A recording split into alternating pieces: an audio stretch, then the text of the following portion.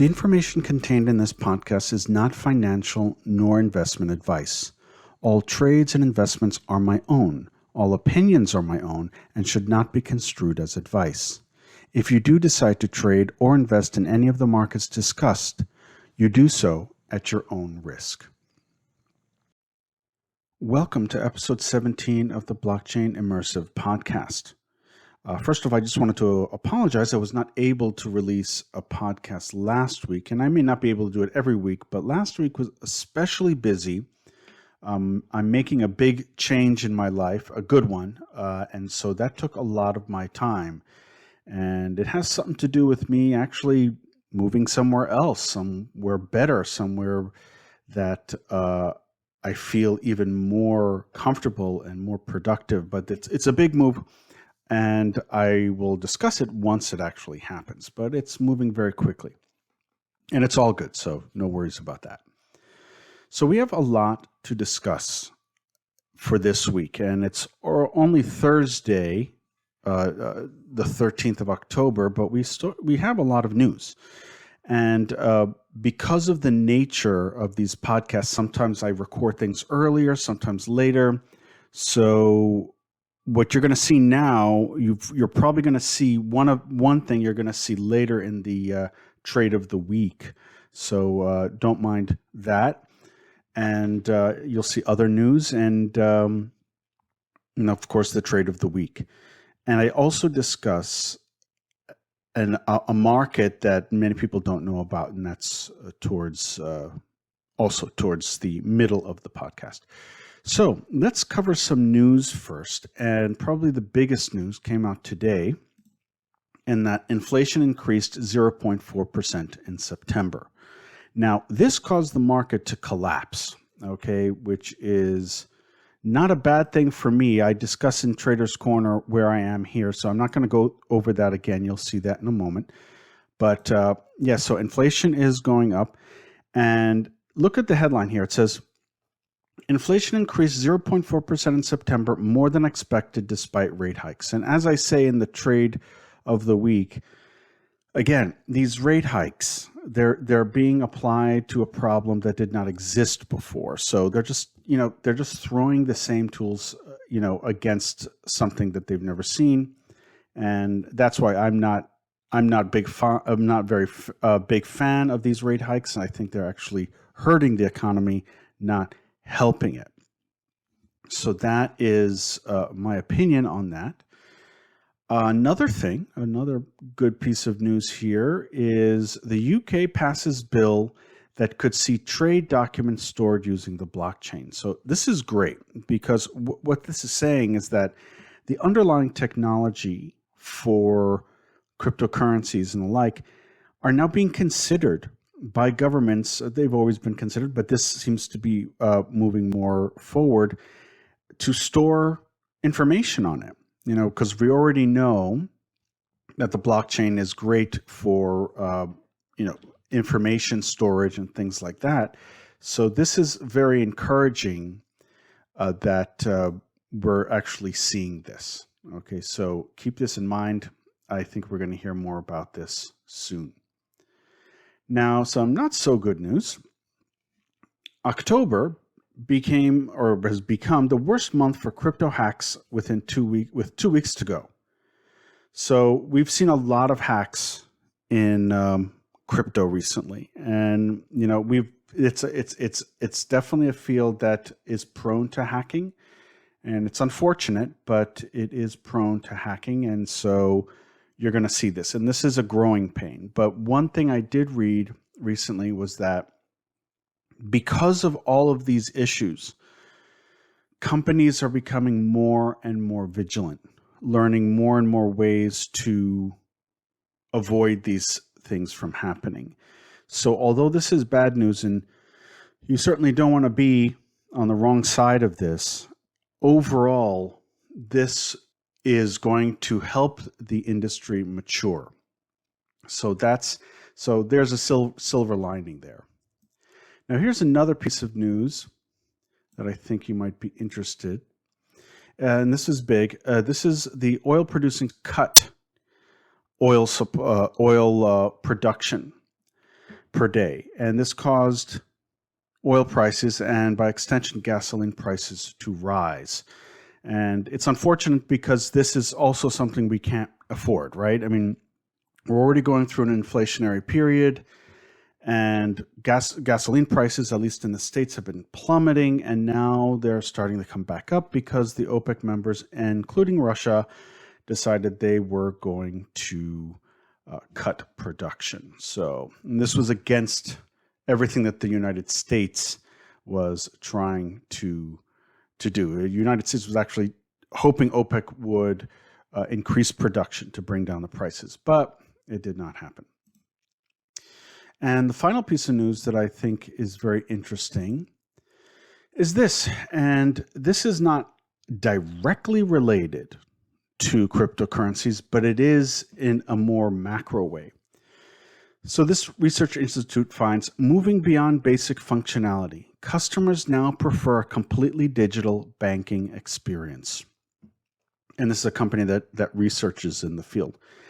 Now, why is this important? Is because what this is saying is that most people nowadays are looking to go completely online with their banking.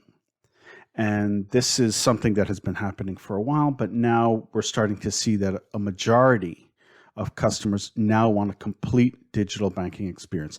Some of this is, of course, due to COVID, right? Because you could only do things digitally during the COVID years.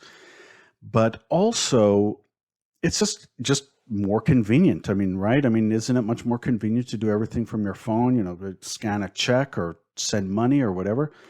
So how does this relate to crypto? It relates to crypto because cryptocurrencies are completely digital. And slowly but surely, as you've seen, banks are adopting cryptocurrencies.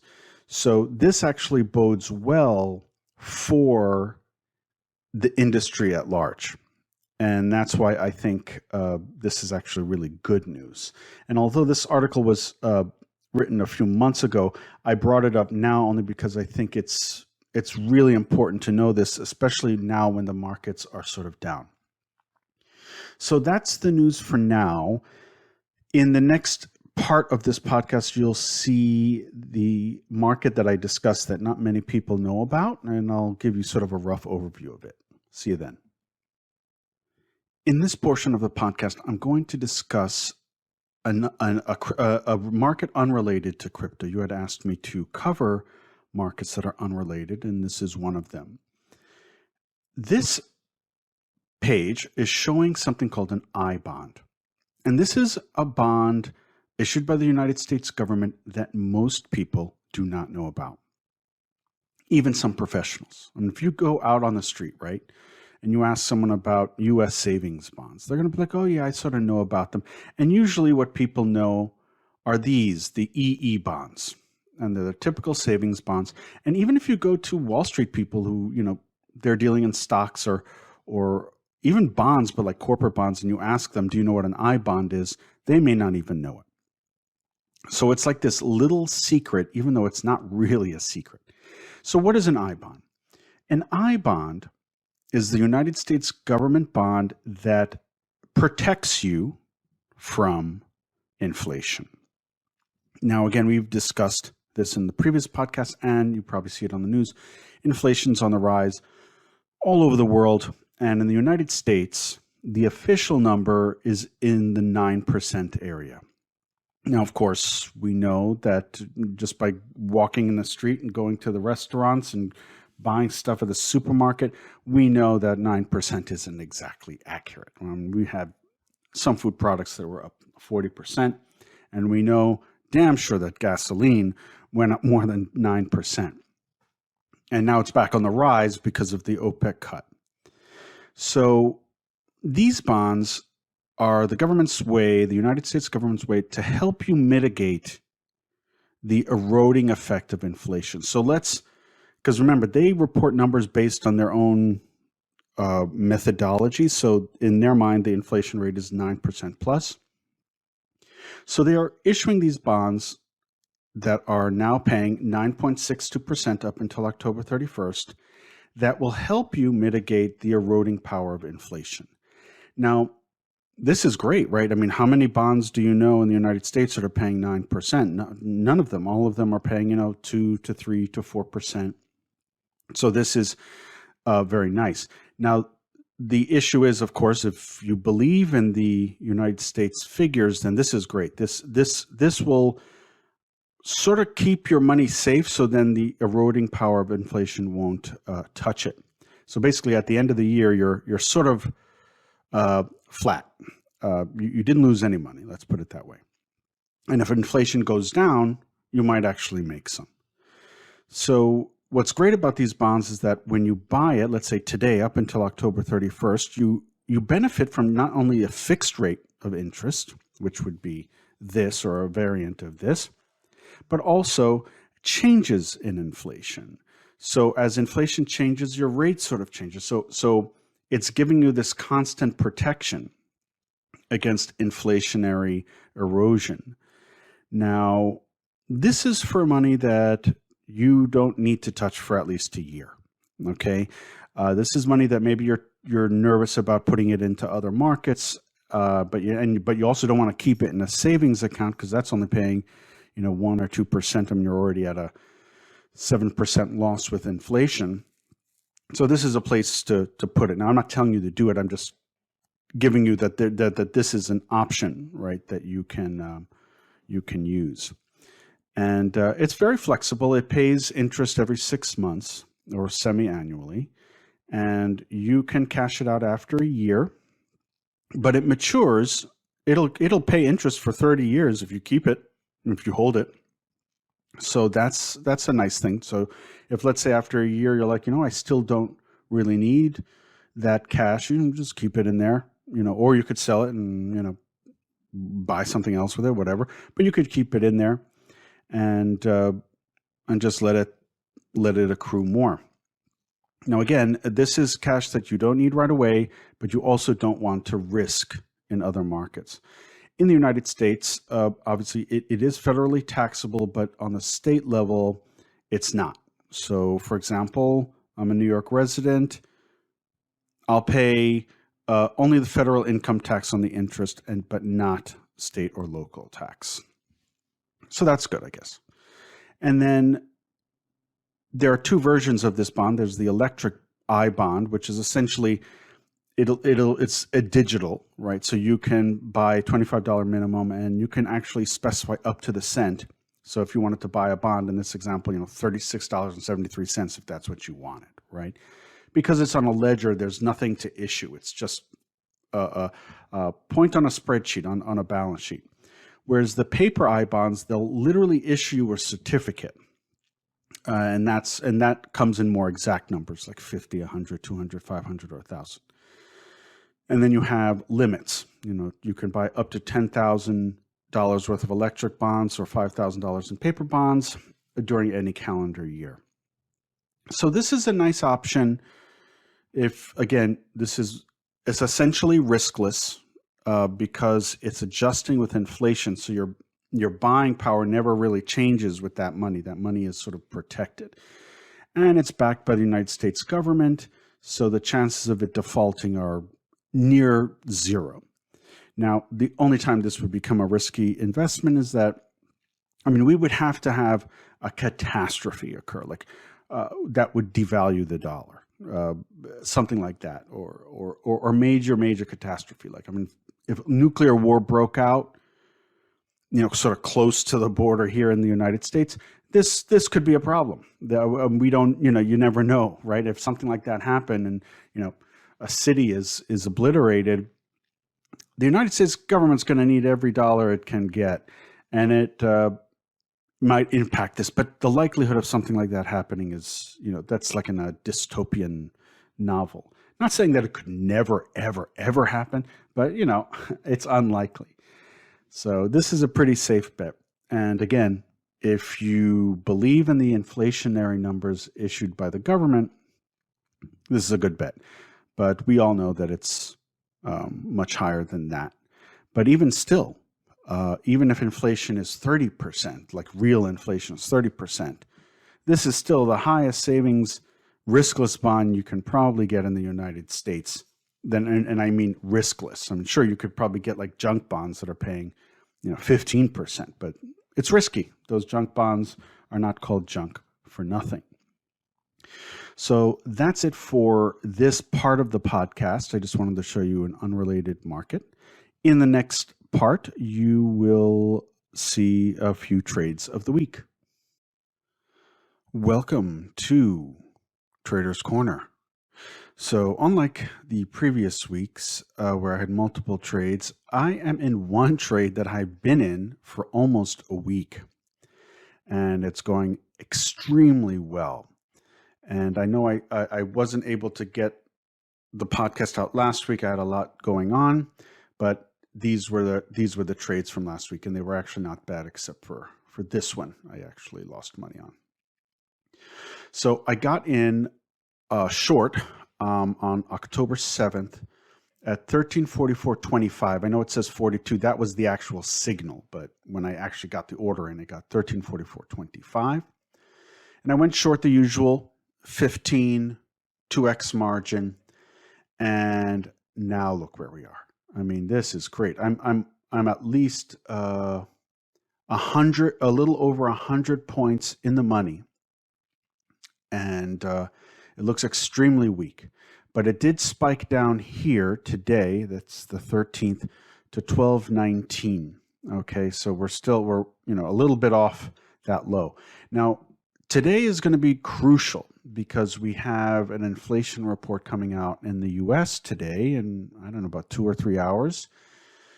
And either it's going to continue to move lower, or I'm going to get out of the trade. And then we'll have like a spike up. So I guess we'll see what happens. I mean, no one's expecting this report to be good, but you know how things are. One thing I've learned from trading on Wall Street for so many years is that sometimes the consensus is completely wrong. Now we're in an inflationary period, so if it is worse, it's not unexpected. But even if it's a little bit better, it doesn't necessarily mean that things are turning around. It just means, all right, well, 1 month is better than the other, but still on a high inflationary rate. But the consensus is that September was very bad inflation in regard to inflation, and I guess we'll find out in a few hours. Now, my strategy here is because this is a very volatile day, and by the way, the report didn't even come out yet, and we already had this big drop, and that's because there was some news for Ethereum that it became deflationary, that more transactions coins were burned than created, which actually reduces supply.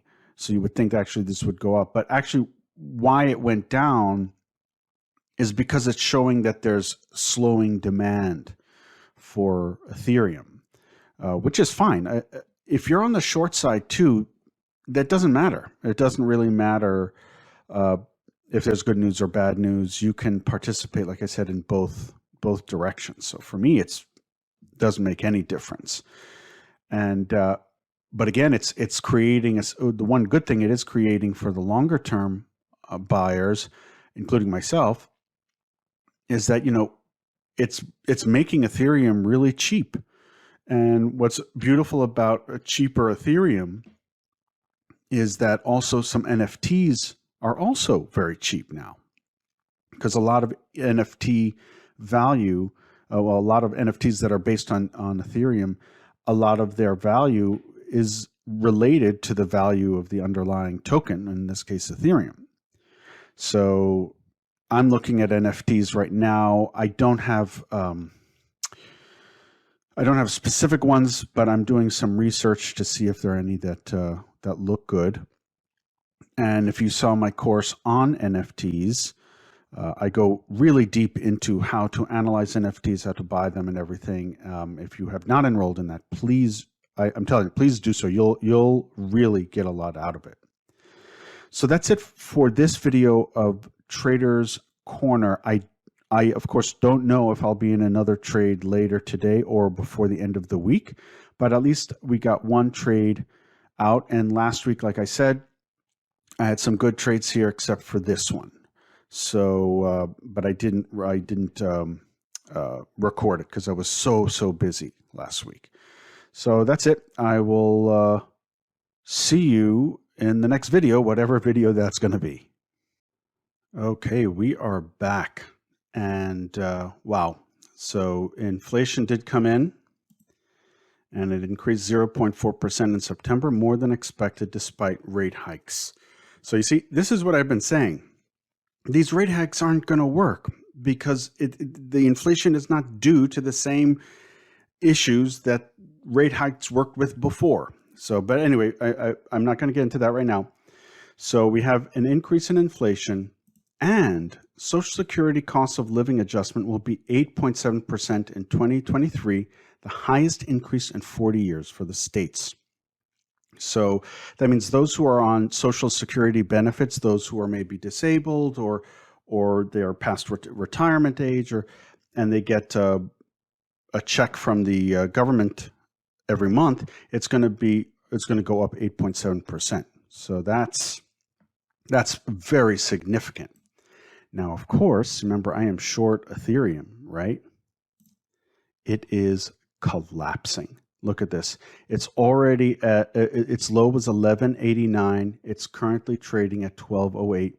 Remember, I got in at 1344.25. So I'm a good 140 somewhat points in the money. And remember, 15 short, and we went as low as 1190. So I'm just going to ride this out until I get a clear sign to get out. And I'm probably going to wait for a buy signal and just get out then. But this was an amazing trade. And I don't know if I'll be out before the end of the week, before this podcast is due, but we shall see. Hey there. So I did get finally a buy signal to get out of this short, which I got in, and it was very successful. I got out at 1245.38. The signal came in at 1250, but by the time I got the order in, I actually got a better price, and I immediately reversed position. So I took about a good over 100 points, about 100 points in this trade, 15 coins to the short side. So that's a very good success rate. And obviously I didn't make the whole move, but I made most of it. And these are just spikes down. So, I would have been really lucky to get out here. So I reversed the position, and now the position is also, it's up just under 100 points. Now, this is a little dangerous today because we do have a report coming out, and I'm actually going to be watching this like a hawk a little bit because we've seen so much volatility. I don't want to give up all of this move, but if it starts crashing, I might have to give up some of it, right? So we'll see what happens. I will keep you updated, and I'm not sure what time the report comes out. It should be coming out any minute now. Actually, it's 8:50 in the morning right now. Anyway, that's an update right now for these trades. I'm now back into it, but long, and we'll see what happens. Well, it is Friday evening, the 14th of October, and this trade has not resolved yet. Remember, I was long from here, and I'm still in. We did not get a sell signal, so I'm still in, and I'll stay in until I get a sell signal. But we gave back a little bit here. But as long as I get out before my entry, that's all that matters. And then I'll go short. But because it's the end of the week, I'm not going to be able to record that for this podcast, but I'll probably do so for the next podcast. And then the podcast after that, maybe I'll try another coin. We'll play around and we'll see. So anyway, that is the end of this podcast. In the next podcast, I'm going to cover something. Remember, we're covering markets outside of crypto. I'm going to cover something in brief called credit default swaps. And this is not something that you and I can easily get into. I wanted to explain it because I did get an email the other day from someone who asked me to explain some of the elements that brought the Great Recession in 2008, and credit default swaps were definitely part of that problem. So I will, in the next podcast, explain what those are. They're a little bit complex, but again, it's not a market that you and I can just sort of easily go into, but I'll cover it anyway. With that, that is the end of this podcast. I'll see you in the next one. Have a good weekend.